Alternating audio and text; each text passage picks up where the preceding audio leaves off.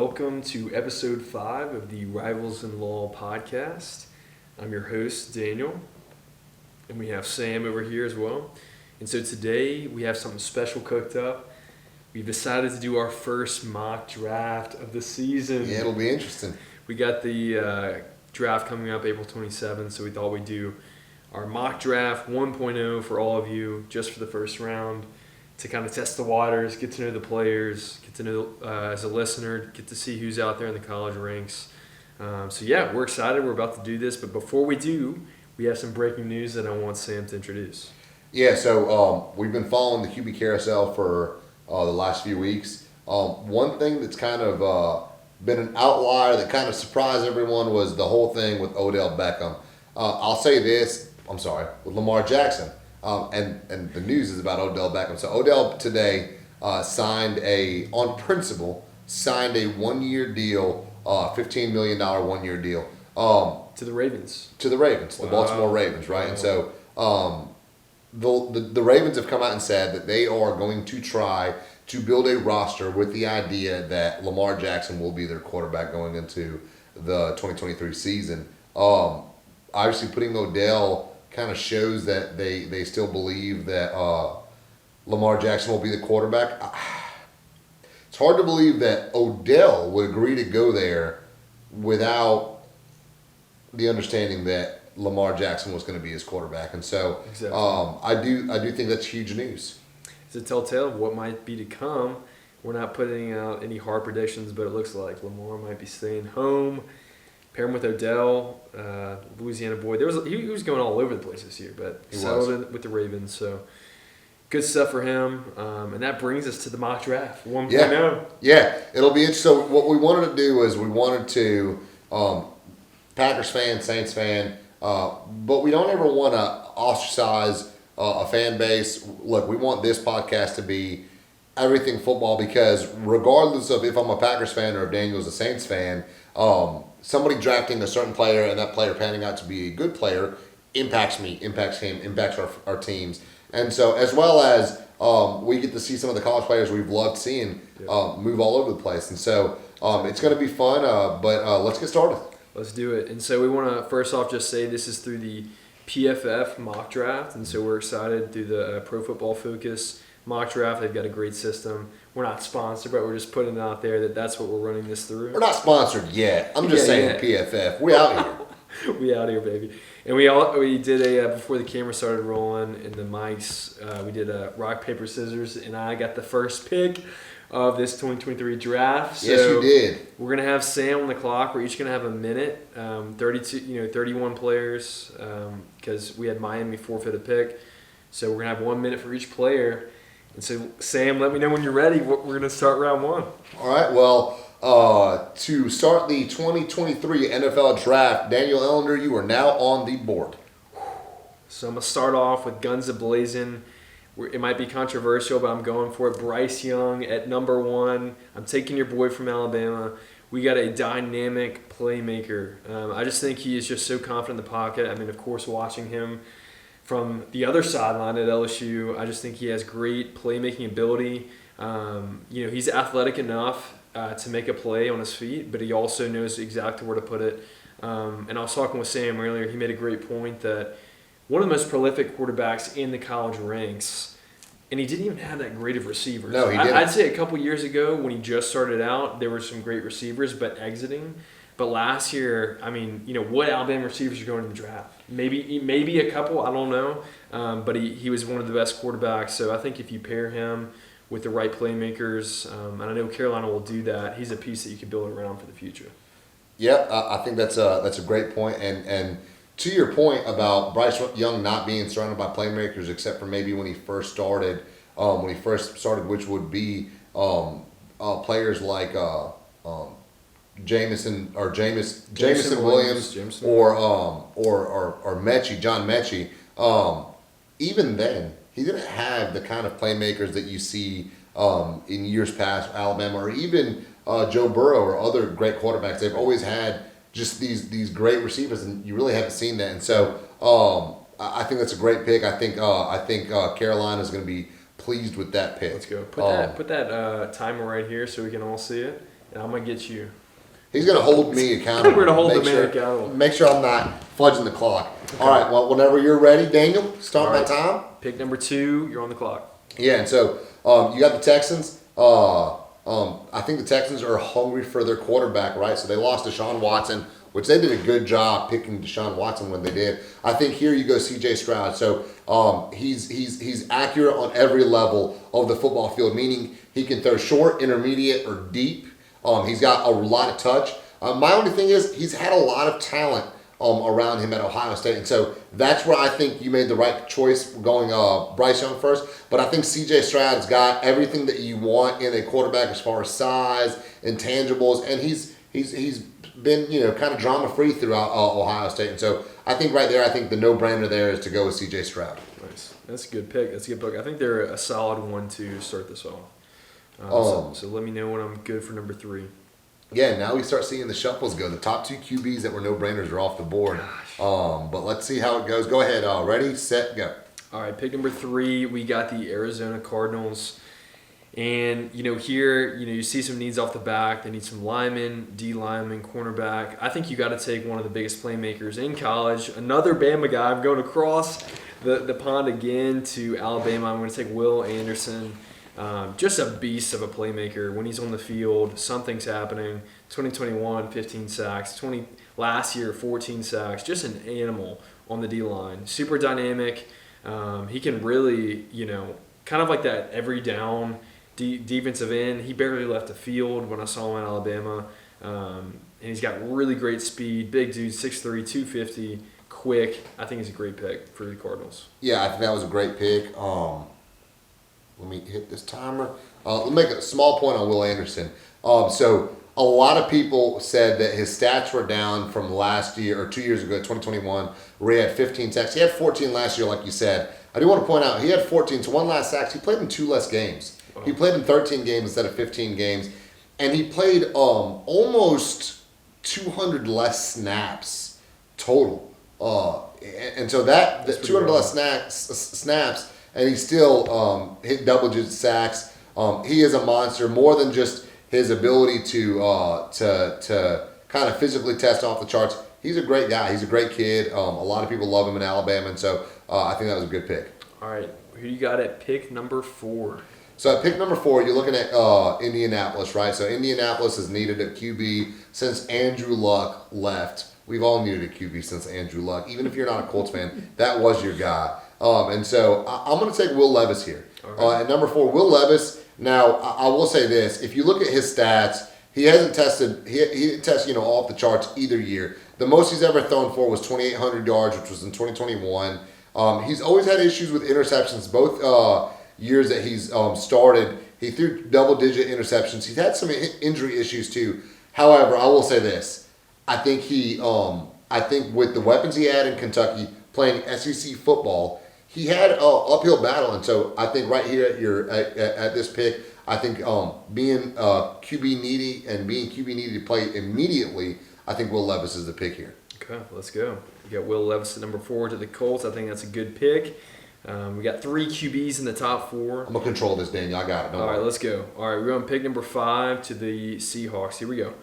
So we got some needs with the Seahawks. You signed on Geno Smith. I think you're still rocking with him at quarterback. You could get a lineman to protect him, but also to beef up that defense. I'm going to go D-line again. You've got a prospect on the board who's just another animal. Jalen Carter from Georgia. Give him to me. Just huge guy. I mean, the dude, I think if anything, is just his presence on the D-line. PFF has him the highest graded interior defensive lineman since 2014. The man's 6'3", 315 pounds, super quick. I mean, this guy is just a beast. He's explosive. It's saying he's been throwing around D linemen, just really coming in at high ratings on his pass rush grade. So I think he'd be a great presence with the Seahawks. They've got Wagner coming back at linebacker. They've got Jordan Brooks at linebacker. That is going to be a menacing defense, and I think if you put him there, it'll be pretty solid. So I'm gonna go Jalen Carter at 5. Great pick. So let's go over to pick number 6, right? And that's Detroit. But before we get into this pick, Want to give out a shout out to our good friend Trevor. He's a big Detroit fan. I texted him actually a couple days ago, and I said, "Hey, Trevor, give me a breakdown of what you'd like to see from Detroit in this NFL draft." And I meant a first round breakdown, but I didn't give the instructions for a first round breakdown. I kind of assumed that he would just do that. Our man gave me a full draft breakdown of what he would like to see them pick. And so right here, I'm gonna start my draft, my timer. I'm gonna go Tyree Wilson out of edge out of Texas Tech. All right. Right. And so Tyree, he's got a really large frame, really well built compared to other defensive ends in this in this draft. Now the one thing that's kind of a con for him, but I think is actually a pro, is that he's not coached real well, right? So a lot of the things would say that he kind of attacks based on what was needed as far as what he sees without really any plan. He just loves to play football. He loves contact. With that being said, you get these coaches in the NFL that are going to be able to take a guy that has all the physical traits that you want and put him with the coaching and the mindset of an NFL player. I think you're going to see him ascend to high levels. So Tyree Wilson out of Texas Tech. Let's go. All right. I like it. Number 7. Shout out to Trevor. We love this man. We're going to have him on the podcast soon. So, for sure. Pick number 7 with the Raiders. I got to take him. The man has slipped. Honestly, in the real draft, he might go higher. I'm going to take quarterback Anthony Richardson. We took Derek Carr, the Saints did, so they need to fill that spot. You got Garoppolo going there, but I think Anthony Richardson's a young guy, just super raw. I mean, I would say he didn't have the best decision-making abilities. He was still learning a lot at Florida, but I think his raw, again, going back to raw talent, his arm strength, size, running ability, makes him one of the most, appealing quarterbacks from a for sure from a physical standpoint. And I think if he really gets some good coaching, he could turn into an elite player like Lamar Jackson, like some of these guys who have really just taken off in this new era of NFL football. So give me Anthony Richardson at number 7 to the Raiders. So a small little note on Anthony Richardson before we get over to the next pick. He only had 455 dropbacks in his college career. That's a super limited amount of dropbacks. I say that to say, again, that's one of those things that can be said as a con about him. I think that's a pro. You bring him to somebody like Oakland where they have Josh McDaniels, who's an offensive guru, and let him sit behind somebody like Jimmy Garoppolo, who's a veteran in this league. I think he could be somebody that's really good in a couple of years. He's got all the physical talents. So if he can just put it into practice, I think he's going to be really good. With that being said, let's start the clock for pick number 8. Number 8, Atlanta Falcons. Sam, who are you taking? So Atlanta has a huge question mark at quarterback, right? They really have no idea what they're going to do at quarterback. But I don't think there's a quarterback that you should reach here. After those top 4 off the board, it's you'd be reaching. Right. And so I think right here, you kind of take that Green Bay approach of best player available, but also one that fits your needs, right? So they had Drake London. They have Kyle Pitts. They have some weapons on the offensive side. I think here you go with Quentin Johnson out of TCU. Okay, here we go. He's another big-bodied receiver. He's kind of like a what's his name? Metcalf, DK Metcalf type receiver. He's really big, but he doesn't really utilize his size, right? If you watch him play, he's kind of like that big guy you watch play basketball that was built like a center but played point guard. So I think with some coaching, he could end up being a really good prospect. So Quentin Johnson out of TCU. Nice. All right, we got pick number 9 to the Chicago Bears. Here we go. So we got, just looking off the board with Chicago, we got some needs, a lot of needs at the offensive line, tackle, center, D-line, cornerback as well. But let's keep in mind, they had the number 1 pick. They traded away their number 1 pick to the Carolina Panthers. They swapped positions. So that means they're putting a ton of faith in Justin Fields at quarterback. So I think you got to go to a position that they struggled with all last year. I mean, Justin Fields, great, talent, but he got a ton of pressure. So we're going to give him a tackle. I'm going to go Peter Skoronski, if I'm pronouncing that right, from Northwestern. We're going to take him, big body, big guy from Northwestern. It says he He very well may end up a guard for some teams. Looks like he's a faceted player. Super versatile. You put him at guard, put him at tackle, put him at center. I think it's a great person to have on that Chicago line to where you're looking for more protection for Justin Fields. Give me this guy, plug him in, and you just got to double down on the decision you made, trading away that first pick. Yeah, good pick, and I think, like you said, it's you're just kind of at that place where you have to pick somebody that's gonna validate what you did, which is doubling down on the fact that Justin Fields is your quarterback. So the next pick is in, and we're looking It's at actually a pick that was actually the Saints that got traded to the Eagles at pick number 10, which is crazy after coming around the Super Bowl run.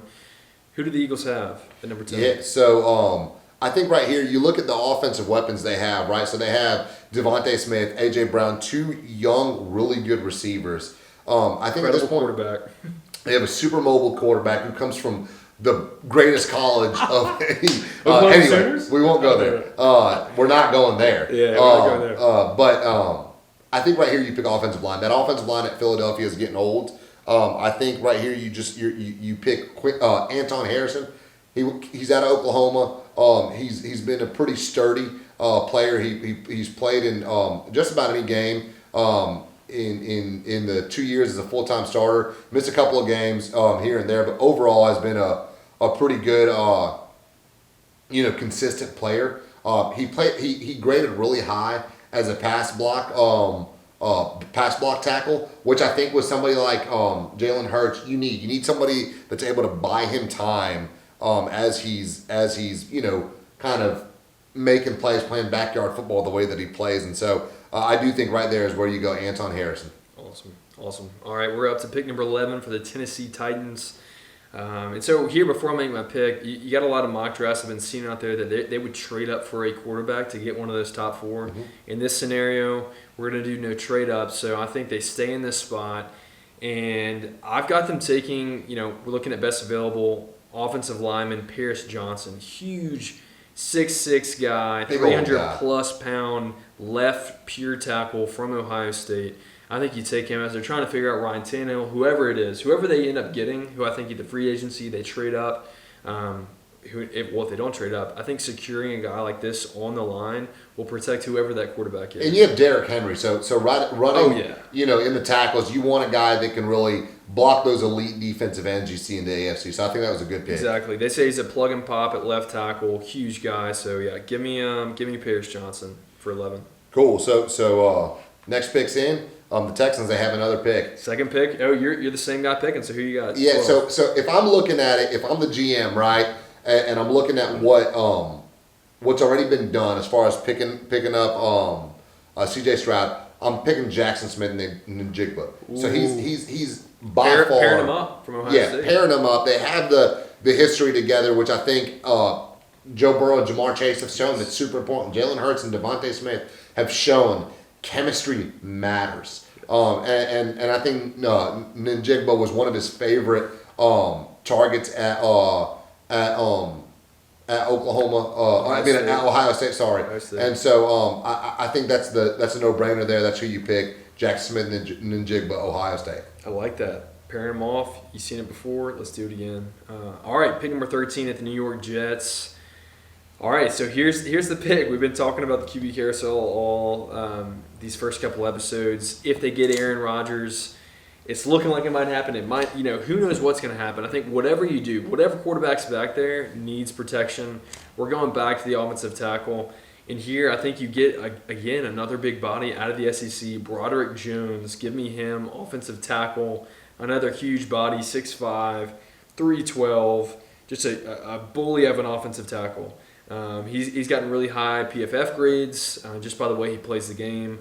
I think he'd be great if they get a Rodgers to have just a big body to protect him, ensure that line so he has time to throw to some of these playmakers that they already have. So give me Broderick Jones at number 13. Good pick. So we have the New England Patriots, and I'm glad you disclaimed it because we're not going to talk about trades. We're not going to talk about the fact that they're already shopping Mac Jones after only a couple of years. I'm not a big fan of what they're doing over there right now in New England, but looking at what they have now, looking at that defense they have, that defense is still a pretty good defense. It's a top 15 defense for sure. I think you add to that defense, right? So you go Lucas Van Ness out of Iowa. Good player. So he's a really good player. What's even, I think, more interesting about him is he's got good size and speed combo, right? So he's 6'5", 272 pounds. So he's not the biggest guy that you're going to see on the defensive line, but he holds his own. And his 40, he ran a 4.58 was the official 40-yard. And I'm going to tell you, that's a truck putting it in drive and stomping on the gas. That thing's moving. And so 4.58, it's a pretty good 40 time. He's decently athletic. I think right there you go Lucas Van Ness out of Iowa. All right, we got pick number 15, and as a kind brother-in-law, a kind rival-in-law, I'm going to gift you pick number 15 because it is your Green Bay Packers. We'll give you this one, then I'll go 2 in a row after this. So okay. I'll let you go ahead, take number 15 with the Packers, go 2 in a row. Who you got at 15? So Green Bay, right? So it could easily be said Green Bay needs a receiver, it needs a tight end. Offensive line isn't so much of a need as much as it could be enhanced. There's other positions that you can need or that you can reach for. I think right now, Green Bay's notorious for taking the best player available. I'm going to go ahead and try to kill 2 birds with 1 stone. So best player available and at a position of need, right? I think you're looking at safety out of Alabama, Brian Branch. And so Brian Branch, he kind of ticks all the boxes that you want out of a player playing safety, especially Green Bay, who really values versatility. Man, Brian Branch is a great tackler. So he's had 174 career tackle attempps. You know how many tackles he's missed? 4. Dang. He's missed 4 tackles. He's a really heady player. So with that being done, timer went off for the first time this entire draft. Brian Branch out of Alabama. Go ahead, Daniel. Go. All right, I'm going to take the next 2. Pick number 16 at Washington Commanders.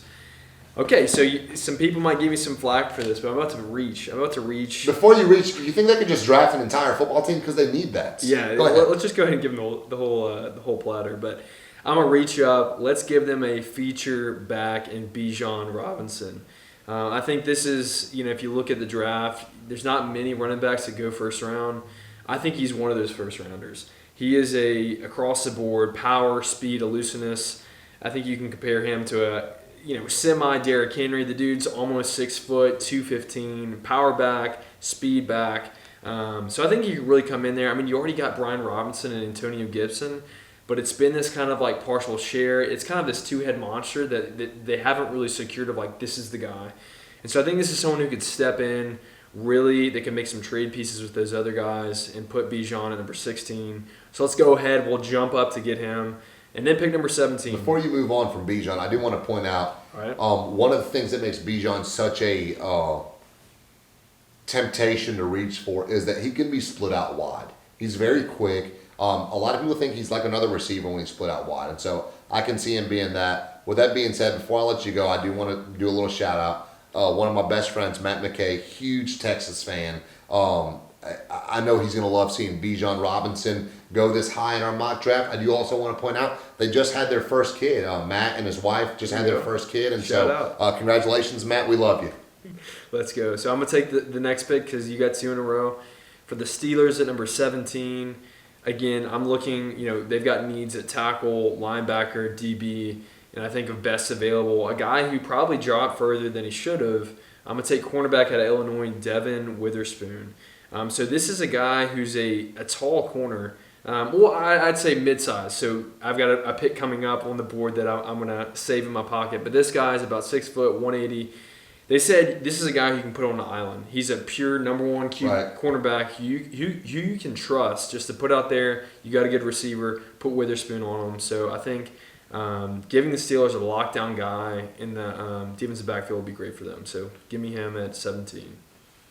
Great pick. I think any defensive player that ends up at Pittsburgh is going to be made into a defensive stud. Yeah, that defense is. They're always with good. T.J. Watt, he's coming back. It's gonna be nasty. Okay, so Detroit Lions picking here. Look, this is somebody that I would think is a reach, but our Analyst. Our analyst, our Trevor, large analyst. he sold on Deontay Banks. Okay, here we go. And so I don't think it's much of a reach. I think he's going around this time. He's really quick, glides real naturally to the football, plays sideline to sideline.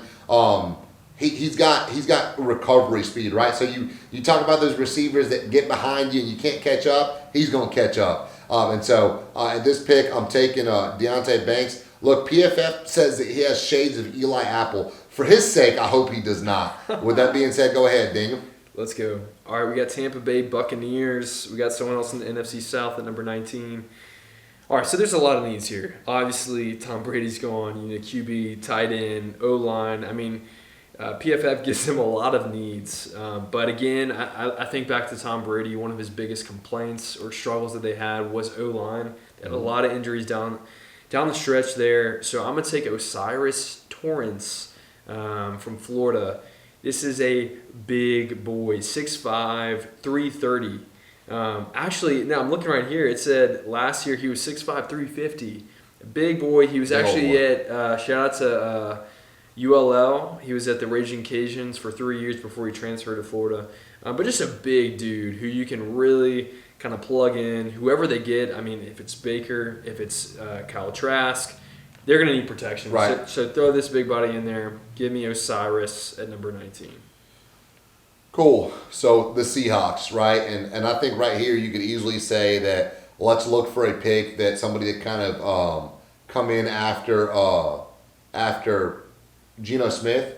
I don't think you can right now. I think it's a reach for any quarterback. Keep in mind that we already got Jalen Carter at 5. So right, you and got your D-line. So you got your D-line. They got that pick. It is funny to think that the pick that they got from Denver, that in theory should have been a much lower pick because in theory Russell Wilson made that team a playoff team, was actually a higher pick than what Seattle ended up for from their own record. I just want to point that out. That's true. Steve Avila out of TCU. He's a guard. Look, I'm not big on. Matt's gonna hate me for saying this. I'm not big on Big 12 football. I don't think that there's too much, to take away. I will say this though: they pass the ball a ton, and for a offensive lineman to grade as high as Avila did throughout last year, it says a lot. I think most of the struggle came from when they played Georgia, and can't blame them. It's superior SEC football, so it is what it is. But Steve Avila out of TCU, I think, is a good pick at this point. I think it fills a need while also not reaching for another player. Let's go.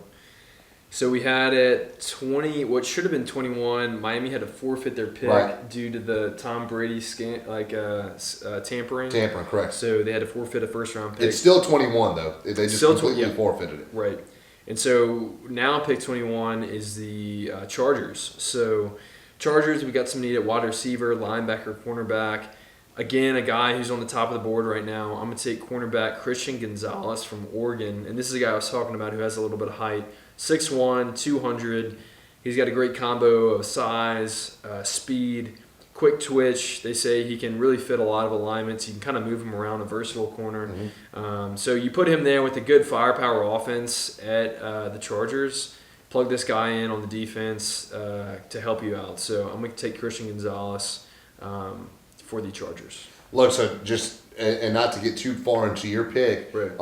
Man, he was a great athlete coming out of Oregon. He ran a sub 4.4 at the NFL draft, and so he did really good. And I think he's a player that you want to see. Right. I'll take Christian Gonzalez with 21 to the Chargers. Who do you have for pick 22 for the Baltimore Ravens? Yeah, so Baltimore, is Lamar Jackson available right now?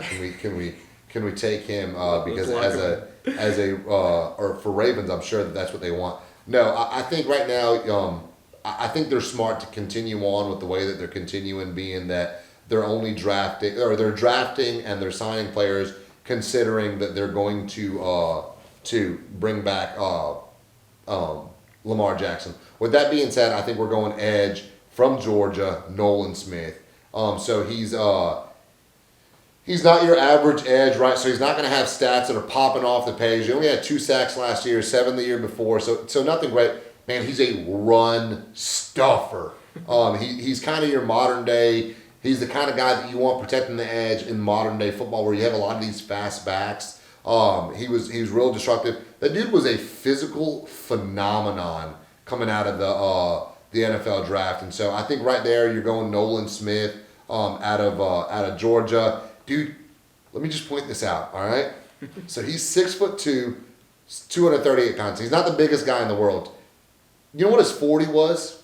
What was this guy's 4.39. Goodness. I mean, at a defensive edge position where you have Goodness. quarterbacks that are running all over the backfield and then scampering out and catching yards, I think he's the kind of edge you want. So Nolan Smith at this point, I think, is a smart pick. Let's go.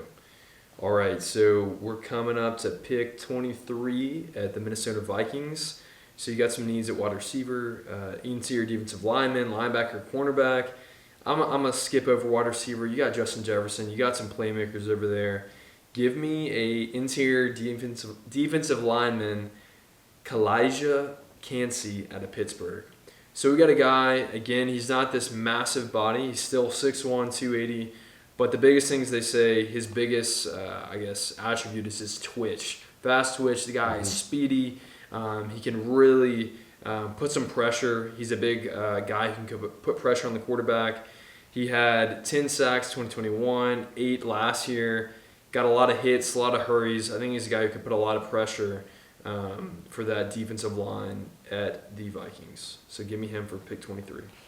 Good pick, and I think it's telling where when you have an interior defensive lineman that puts up more sacks than you had coming out of Nolan Smith. I think that's pretty telling. Pretty big for an interior. It is, and so I think over here in the next pick, right? So you have where are we at, Daniel? Jaguars, pick 24. Jacksonville Jaguars. So Jacksonville, calm down. You found your quarterback. I think it's safe to say that Trevor Lawrence showed out last year. Can I believe we're saying that Jaguars have found a quarterback? I can believe that. I was a big fan of Trevor Lawrence. So Trevor, if you're listening to this, Daniel hates you. I do not. I'm talking about the Jaguars franchise, not Trevor Lawrence. I know. Let's I'm clarify. giving you a hard time. Let's clarify. Trevor, he doesn't hate you. With that being said, I'm taking Will McDonald out of Iowa State. So I'm a little hesitant to make a pick this high up with a defensive end coming out of Iowa State. However, this guy, he's a 5-year starter at Iowa State. He's not the biggest guy in the world, but he had 35 total sacks in his college career. He's explosive, and he's a lanky guy, right? So he can turn that corner on your tackles. I think he's a guy that can get better, even though he was a 5-year player. I think he can continue to get better. He had 6 sacks last year. He had 13 the year before, and so he's got that ceiling where he can get more. He only played in one more game in 2021, and I don't think that one game he had 6 sacks. I could be wrong, but I doubt it. But he played about the same amount of snaps both years, and so his production has been higher. But I think at this point in the draft, I think Will McDonald would be a good pick for the Jaguars. Okay. Brings us to pick 25, the New York Giants. So we got the Big Apple, the big name, one of the biggest brands in the NFL. I'm going to reach up a little bit. We're going to make a big splash. Okay. Give me Jordan Addison, wide receiver out of USC to the New York Giants. It's one of their needs at wide receiver. Daniel Jones is looking for some targets. You had Darius Slayton.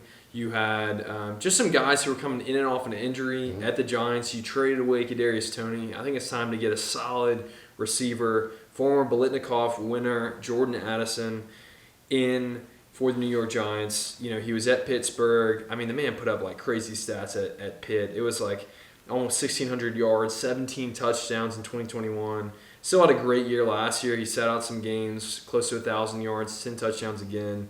They're saying he is one of the best route runners in this class. So I think it's someone that you could really plug in, could run any route on the route tree. Give him to me for the Giants at pick 25. Give me Jordan Addison. All right. Well, right here. So I think that's a great pick. Whenever he was in the transfer portal, I know Alabama, LSU, everyone wanted him. Top guy on the list. Top guy, but of course Lincoln Riley, who went to USC, snagged him up. Cowboys, it's not your year. Let me just get that out the way. I feel like Cowboys every year, regardless of what major. It's the year. I doubt it, but maybe. I think right here you're picking. You're trying to fill a need, but you're also looking for value, right? I don't think you're going to find much better value than Brian Breesy out of Clemson, right? And so, dude, coming out, I don't know if you remember this, Daniel, but he was the nation's top recruit in the 2020 class. Really? Yeah, so everyone wanted him. Every SEC school wanted him. Clemson got him. Defensive tackle, 6'5", 298 pounds. So not the biggest interior defensive tackle, but he's a big guy. He's not a small guy by any chance. But he ran a 4.86, so he's a quick defensive tackle. With that being said, I think he can come in. He can play the kind of football that you need to be able to play to succeed in today's NFL. I think he can be a really solid starter very quickly for the Cowboys. So give me Brian Breesy out of Clemson with the pick 26. Let's go. Good pick.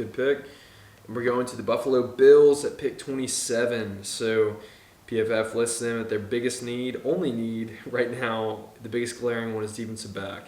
So you got Tre'Davious White, I know for sure on one side, but I think they're lacking the other. So give me a guy who's kind of fallen down a little bit, but still great value. Joey Porter Jr. out of Penn State. This is another big dude. I mean, 6'2", 193 at cornerback. They're saying his role is going to be a press corner, so put him up. He's great at getting receivers in jams at the line. I think he needs to work on his coverage a little bit, but I think he's a great fit for Buffalo, who's always got a stout defense. Keep stacking that. Hopefully you can get some other pieces on the offensive end around Josh Allen, and to continue to. They're trying to make that Super Bowl run, but we'll see if they ever get there. So, pick 27. Give me Joey Porter. I like it. I like the pick. Look, if you look at this guy's highlights, Joey Porter Jr., that dude can hit. He would light people up when he was playing for Penn State. So if he can continue that kind of hard-nosed football, Buffalo is going to love it because those guys will jump. I don't know if you've ever seen it, man. At Buffalo Bills tailgates, I don't know if you've ever seen those dudes will jump off of a truck onto a table for no reason. I don't know why, but they do it. That's their thing. Pick 28. And look, I know as an LSU guy, you're like, man, please make the right pick for Joe Burrow. I was not the biggest fan of the Jamar Chase pick when they made it. Not because I don't think Jamar Chase was going to be one of the best receivers in the NFL. I really did like Jamar Chase as a receiver, as a prospect. I thought he could do good. But because I thought he needed some help on the offensive line, and he still did kind of need some help. But I guess you put enough offensive firepower behind something, you can kind of, make amends for it. With that being said, I'm picking right here for the Bengals, and I'm looking at somebody that can kind of do two things, right? Can be an extension of the offensive line and a receiver. And at that point, you're looking at tight end. I don't think you need to look much further than Michael Mayer out of Notre Dame. That dude has been consistently one of the best tight ends in college football every year the last 2 years.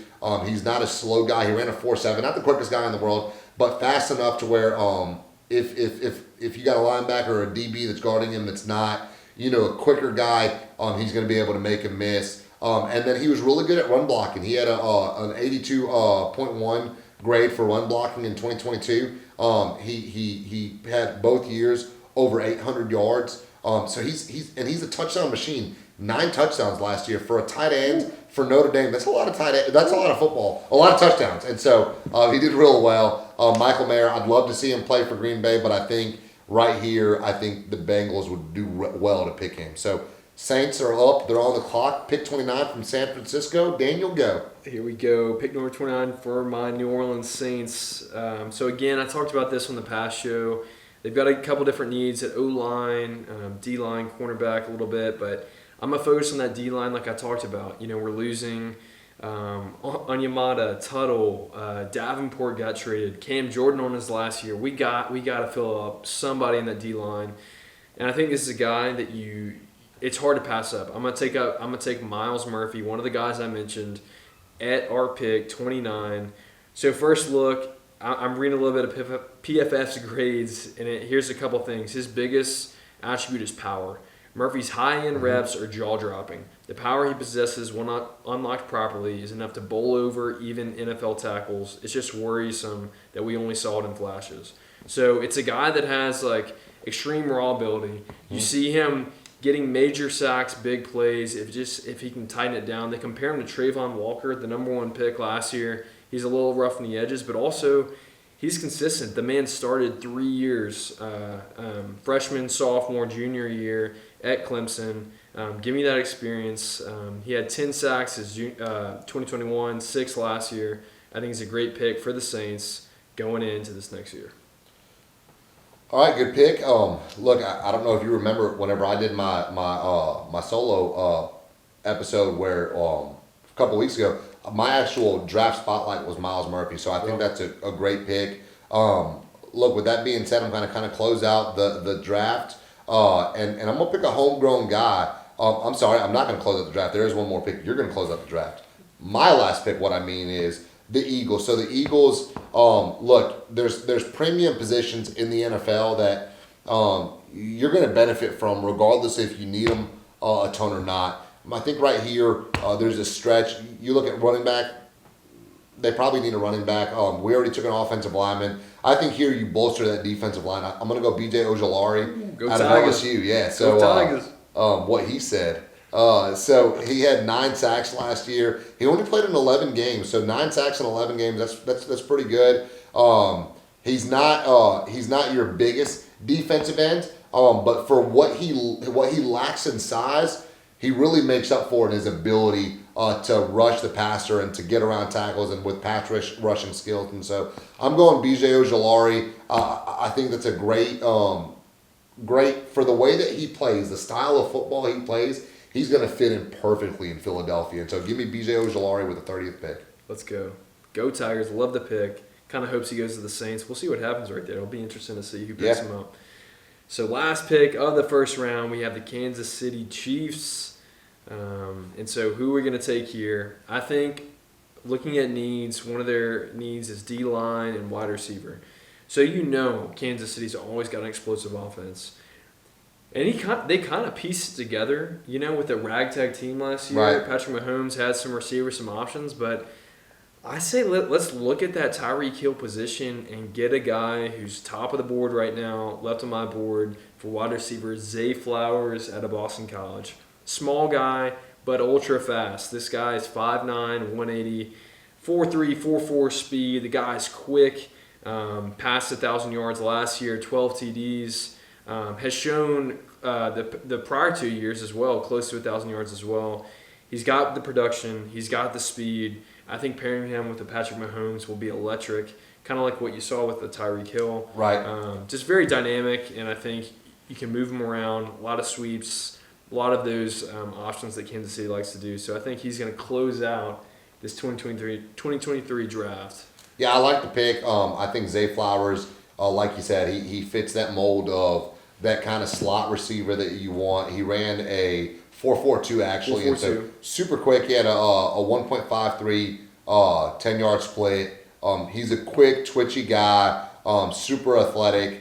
Super. I think he could be with a kind of quarterback that you have in Patrick Mahomes, right? So Zay Flowers' weakness has been noted to be his route running ability, his kind of the things that come with being a maybe more skilled receiver than just a physically talented one. With a guy like Patrick Mahomes, he just needs to throw it up to you, and he'll get the ball where it needs to be if you'll just run to that place. And this guy looks like he's got the wheels to run to that place. And so I think that's a great way to close out this mock draft. Let's go. Well, that is the wrap-up of our first mock draft, the 1.0. Honestly, really fun. It's really cool to get familiarized with all of these players. We might be way off with some of these guys, but who knows, what'll actually kind of go down. But that's the fun part of it. We get to learn about who we're playing. We're making an analysis, and I think we might even do another one of these before the draft to really kind of hone in. Maybe we'll do more of a 7-rounder on both of our teams. Maybe we'll get a guest picker to come in and get their team as well. But I think this was a fun first 1.0 mock draft. Well, before you close out, I do want to ask you, because I have a small update for Green Bay, but before that, do you have any updates? Has anything notable happened with the Saints? I mean, honestly, not too much. Like I said, they're in the free agency. Who's the last guy we signed? Was it running back? Let me just check real quick. If there's anyone since Jamal, let's see. Yeah, honestly, I'm looking at Jamal Williams was one of the most recent. We re-signed Juwan Johnson, so tight end. big dude, great player, great team guy. We re-signed Jawan Johnson. We signed, Kalen Saunders from the Kansas City Chiefs. Right. So that's another guy. We may have already mentioned him and Nathan Shepard. That's right, to kind of fill those spots of Tuttle Right. and Onyemata. Ty Summers. So this is a guy they re-signed for a year. They re-signed Blake Gilligan, the punter. Okay.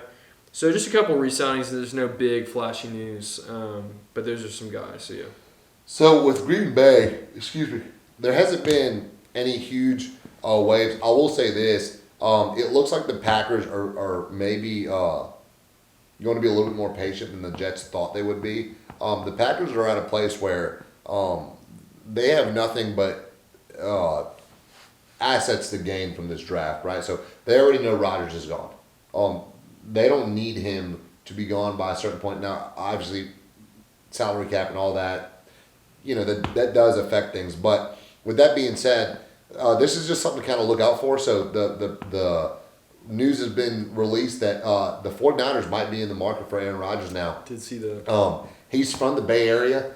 He was a 49ers fan growing up. He wanted to see himself get drafted at the 49ers rather than Alex Smith back when he got drafted. And so that would be a crazy turn of events. I think the 49ers are a more attractive team for him to go to. They're a better team as far as roster builds. And then I think the coach is proven to be better. I'm not saying that he will be when it's said and done, but right now, so far, he has been a better head coach. And so I do think it's worth watching. Again, ultimately, I don't think that's going to happen. I think he'll stay put where he's at, but I think that's something definitely to watch for. Yeah, that'd be pretty wild. Pairing Rodgers with now McCaffrey there. Yeah, Debo Samuel. I mean, Brandon Ayuk. I mean, it'd be electric. It'd be terrible for the NFC. But with that being said, he would be in a much easier to compete conference, which is the NFC versus the AFC. And so, very true. I can see that happen. I can see that being something that could easily make Rodgers flip his mind. But with that being said, that's all we have for episode 5 of the Rivals In-Law podcast. Hope y'all enjoyed it, and stick around for more. Come back for more, and listen to this when it comes out. We'll see you next week. Let's get it.